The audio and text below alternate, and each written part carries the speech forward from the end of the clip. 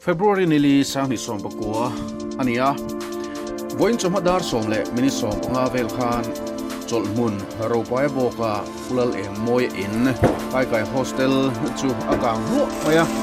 he kai hostel hi assam type ania kan huang hian chhong khat ani achung lam hi meiche hostel ania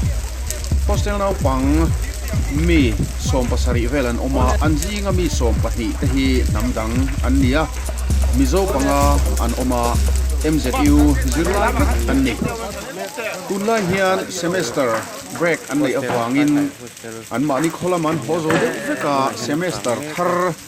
ai kal le turin zom le turin mi pasai ve chu an ron thleng le to a chuan chung ron thleng thar te po chu tukin jingdar som le mi som panga he Kang me a chuatan tir hian class kal turin MZU ma an hliam file vek to ani he hostel a chhong hnuai lamah hian an ei tu te an riak thina ti chuan ei rong bol nan an hmang hala zirlai helai om te hostel a riak ho te ei le in te an buat sai sak thina an ei tu te hi kulal moya le tima pui te an ni a an nu pa hian helai hianin an zukri a chiu thina an ei rong ten bola ti chuan chong an ei zo an seng fel le chu tiang reng chuan hei hi an ei zon na pakhata an hmang ve ni he building hi some type building ma ni se an sa tha hle maya a chung lam furnishing vel pon ti kha a noi som hi le pathum vel zet an seng ni in an soya ni a omna lai bun hi Solomon's temple thang ania kong ana wine shop bulla tang khana pan chhona hi peng chowa ti chuan kan huang hian kor ruam a rai zol lai de uhleka in sak ania a chevela hian a hlai lutuk han kan kai lo om khop tura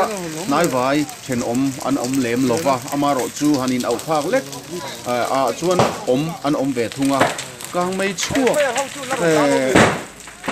a han in tran vel lai hian an then om nu pakhat chuan in chung lama thil ko rejected a khia ti chuan in hnuai lama in nei tunu chu a aw vak baka heti lai hian in nei tunu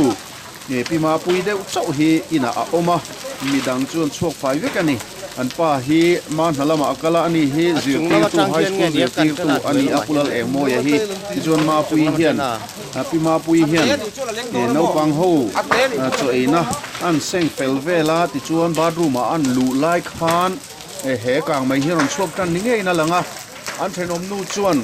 an aw chiam a pima pui chu amaro chu pima pui bathroom a lu wangin engma the theilo waniang bathroom atanga ron chuak chuan in chung lama thil tek chu han theve hal maya tin an then om nuina lo aw boka ti chuan in chung lama han kal chuan Kang mai lo chuak na sa he to maya Kang mai chuak hi engwanga chuak nge ni ti chu thiat ani lem lo na electric short awanga chuak an thei mai ngem ti chuan ngai dan ania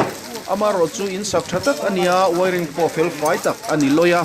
tukin zinga khan dar sari atanga dar som in karak electric power supply hela hian om lovani dar som hulama chuna om thunga khatian om le thuta khan engemaw thil kal so pala om em niang o ti chu ngai dan ani amaro chu rin thu mai ania in chung lama hian tuman om lo kan ti to kha hosteler